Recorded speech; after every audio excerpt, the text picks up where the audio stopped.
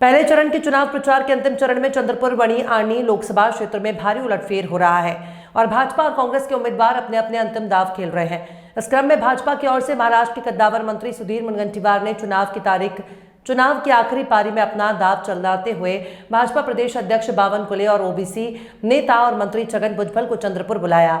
दोनों ने मूल और पोम्बुर्ना में सभाएं ली, फिर जोरगेवार के घर जाकर प्रेस कॉन्फ्रेंस की। हालांकि चुनाव अंतिम चरण में है, लेकिन अब तक महायुति का समर्थन करने वाले चंद्रपुर के निर्दलीय विधायक किशोर जोरगेवार ने महायुति के उम्मीदवार मुनगंटीवार के अभियान में सक्रिय रूप से भाग नहीं लिया। उन्हें मोदी की सभा के दौरान ही मंच पर देखा गया। इस सब की पृष्ठभूमि में महाराष्ट्र के खाद्य नागरिक आपूर्ति और उपभोक्ता संरक्षण मंत्री छगन भुजबल, भाजपा के प्रदेश अध्यक्ष चंद्रशेखर बावनकुले ने आज सीधे विधायक किशोर जोरगेवार के घर पर एक प्रेस कॉन्फ्रेंस की। इस प्रेस कॉन्फ्रेंस में हमारे मन में पहले से ही एकजुट थे, इसलिए जोरगेवार हमेशा हमारे साथ ही थे। केंद्र में नरेंद्र मोदी के हाथ को मजबूत करने के लिए सुधीर मुनगंटीवार को भारी बहुमत से चुनने की अपील की। भाजपा के प्रदेश अध्यक्ष चंद्रशेखर बावनकुले ने कहा कि महागठबंधन के उम्मीदवार सुधीर मुनगंटीवार 50,000 से अधिक वोटों से निर्वाचित होंगे। विधायक किशोर जोरगेवार ने कहा, कुछ मतभेद थे जिन्हें सुलझा लिया गया है, इसलिए यंग चांदा ब्रिगेड कल स्थानीय शकुंतला लॉन में अपने कार्यकर्ताओं की एक बड़ी बैठक आयोजित करेगी और इस बैठक में महागठबंधन के उम्मीदवार सुधीर मुनगंटीवार भी शामिल होंगे। हालांकि इस बार उन्होंने साफ किया कि यह समर्थन सिर्फ इस चुनाव को पूरा कराने के लिए दिया गया है और वो बीजेपी में शामिल नहीं होंगे। तो अंतिम चरण में विधायक जोरगेवार द्वारा लिए गए इस निर्णय के कारण युवा चांदा ब्रिगेड के कार्यकर्ताओं में अच्छा उत्साह है।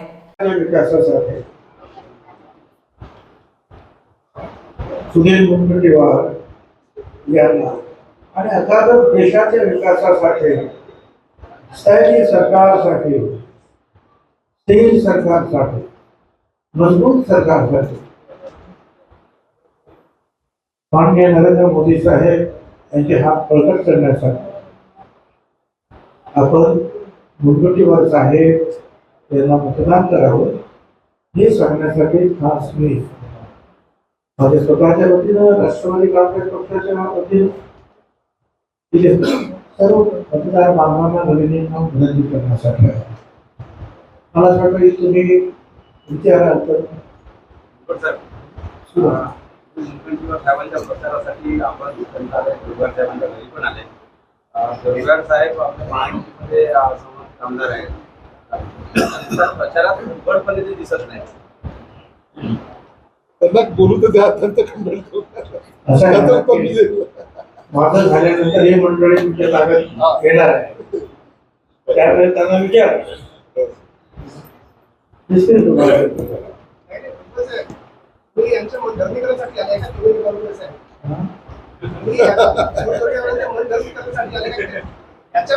त्याला ते सगळे उत्तर बावनकुळे सांगतील। अरे आम्ही सगळ्यांनी एकमेकाची मनं धरणी म्हणून आणि महायुतीचं सरकार आणलं ना, अशा जातीची मनधरणी झालेली आहे, मनं धरली झालेली आहे। आम्ही एकमेकांना अवघे करून सहकार्य, सबका साथ सबका विकास, विकासासाठी जे आहे ते आमच्या बरोबर आहे। माझ्यासाठी रोज सकाळी तुम्ही येऊन त्यांना प्रश्न विचार। रोज सकाळी तुम्ही जसं मुंबईला जाता 9 वाजता बावनकुळे साहेबांनी मुंबईच्या भाषणामध्ये काँग्रेसला रावणाची उपमा दिली। ज्यावेळेला निवडणुका असतात, निवडणुकांची भाषण असतात, त्यामुळे अशा प्रकारचे जे आहेत एकमेकांच्या विरुद्ध जे आहे वेगवेगळ्या उपमा दिल्या जातात। त्याच्यामध्ये काही एवढं काही गड म्हणून घ्यायचं नाही।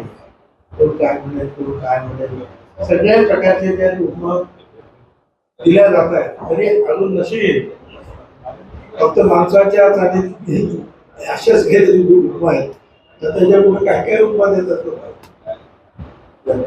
त्याच्यामध्ये एवढं सांगायचं आहे की आमचं सरकार केली चांगलं काम करत आहे आणि इतर लोक जे आहेत ते कशी कमी पडलेले आहेत त्या सगळ्या कामामध्ये हे सांगण्याचा तो प्रयत्न असतो। नाशिकच्या मराठा आंदोलन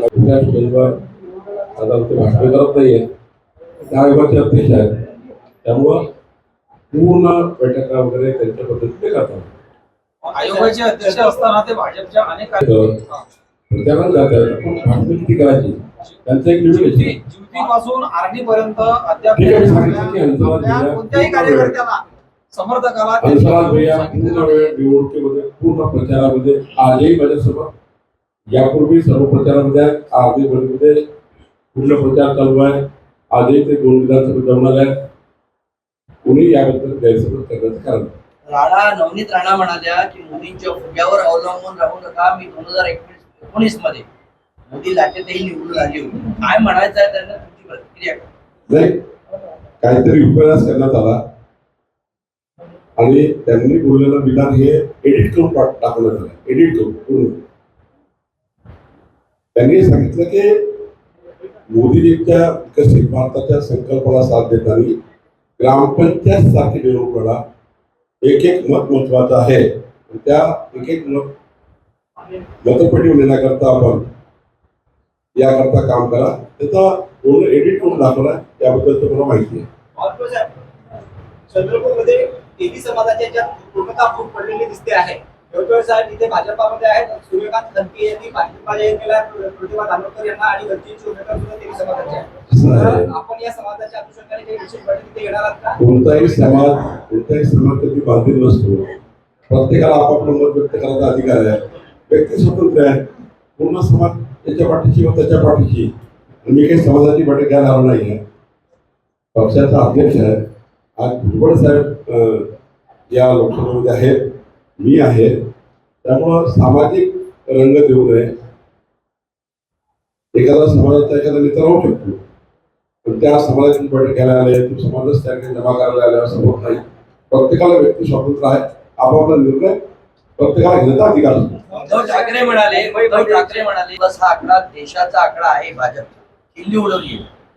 उद्धव ठाकरे आणि त्यांच्या महाविकास आघाडीला माझं पुढं चॅलेंज आहे. मागच्या वेळी मोदींचा फोटो लावून मोदींच्या स्टेजवर भाषण देऊन 18 खासदार निवडून आले उद्धवजी. आता त्यांनी 18 खासदार निवडून आणावे याचं राजकारण सुरू आहे. मुंबईमध्ये जे मनसेरी माननीय राज साहेबांनी यापूर्वीच ते प्रथम क्लॅरिफाय केला. त्यांनी कुठल्याही सीटची त्या ठिकाणी मागणी केली नाही किंवा कुठल्याही सीटबद्दल चर्चा केली नाही. एखाद्या त्यांचा प्रस्ताव त्या महायुतीच्या नेत्याकडे असेल, देवेंद्रजी एकनाथजी बसतात, पण त्यांनी स्पष्ट कबूल केला आहे मोदीजींच्या विकसित भारताच्या गॅरंटीला मी साथ देणार आहे. त्याकरता त्यांनी पाठिंबा दिला. त्यावेळेस विचारणा झाली नाही असाही तुमचा एक प्रश्न आहे. ते खरं आहे की त्यावेळेस विचारणा झाली नाही. कदाचित ते कम्युनिकेशन गॅप असू शकते, त्यामुळे ते झालेलं नाही. परंतु आपण यापूर्वी पाहिलं असेल, मोदी जेव्हा मी माननीय मुख्यमंत्री मोदयांनी बैठक बोलवली 6 तारखेला, त्या बैठकीला मी मुंबईला होतो. त्यांनी सांगितलं आपल्याला जिथे जिथे महायुतीचे उमेदवार आहे त्यांना पूर्ण ताकदीनं आपल्याला निवडून आणायचं आहे. आणि ही निवडणूक माझ्या नेतृत्वामध्ये, महाराष्ट्राचं मी नेतृत्व करत असल्यामुळे आमच्या नेतृत्वामध्ये होणार आहे. आपण सुद्धा त्या ठिकाणी जात प्रचार करावा. मला रामटेकचा निरीक्षक म्हणून त्या ठिकाणी त्यांनी नेमलं होतं. शिवसेनेच्या त्या 50 शिवसेनाचे 40 आणि आम्ही 10 अपक्ष 50 लोकांमध्ये पहिल्या टप्प्यामध्ये रामटेक मतदारसंघाची जबाबदारी दिली.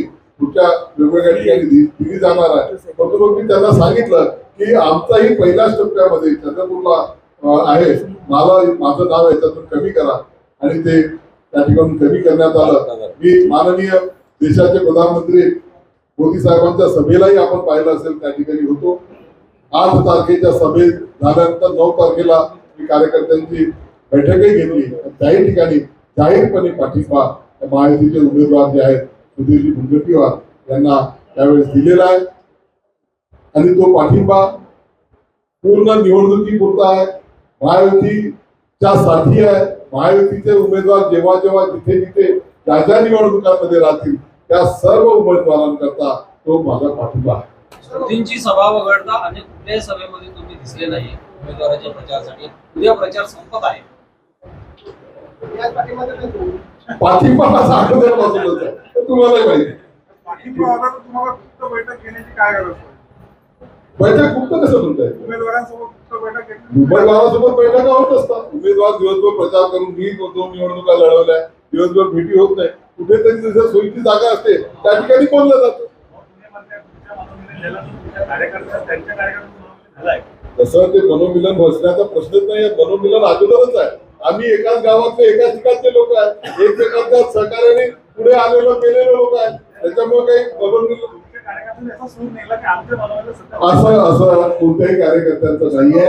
उद्या तुमच्या माहितीसाठी पुन्हा एकदा सांगतो मी की यंग जनता ब्रिगेडच्या कार्यकर्त्यांचा एक मेळावा आपण शकुंतला लॉन तिथे उद्या घेतोय. त्यामध्ये उमेदवार सुधीर मुनगंटीवार साहेब त्या ठिकाणी येणार आहे. माझी विनंती असणार आहे बावनकुळे साहेबांना, एखादा तुमच्याकडूनही एखादा गेस्ट असावा. माननीय मुख्यमंत्री मोदयांना सुद्धा मी विनंती केलेली आहे की आपण कुणाला त्या मेळाव्याकरता पाठवावं आणि पूर्ण ताकदीनिशी आम्ही महायुतीचे उमेदवार सुधीर मुनगंटीवार. खाने के शौकीनों के लिए खुश खबर, हैदराबादी ऑथेंटिक फ्लेवर अब चंद्रपुर में भी।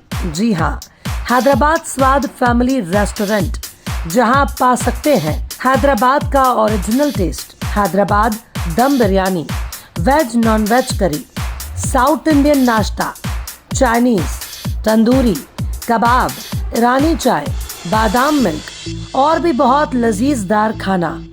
इंडोर और आउटडोर में फैमिली के साथ बैठने की उत्तम व्यवस्था और सर्वोत्तम सर्विस, वो भी एकदम किफायती दामों में। हमारे यहाँ पार्सल और पार्टी के भी ऑर्डर लिए जाते हैं। एक बार अपने मित्र और परिवार के साथ अवश्य पधारें, आप दोबारा जरूर आएंगे, ये हमारी गारंटी। Hyderabad Swad family restaurant, authentic Hyderabadi flavour, near Croma showroom, Nagpur road, Chandrapur. Mobile number 9327466199, 7207556199।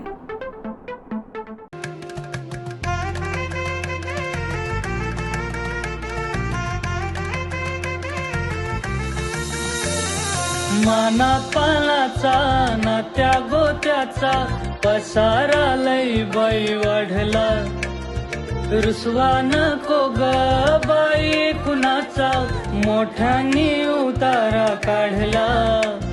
लगीन घाई सुचून देई, खरेदीने पणा काढला,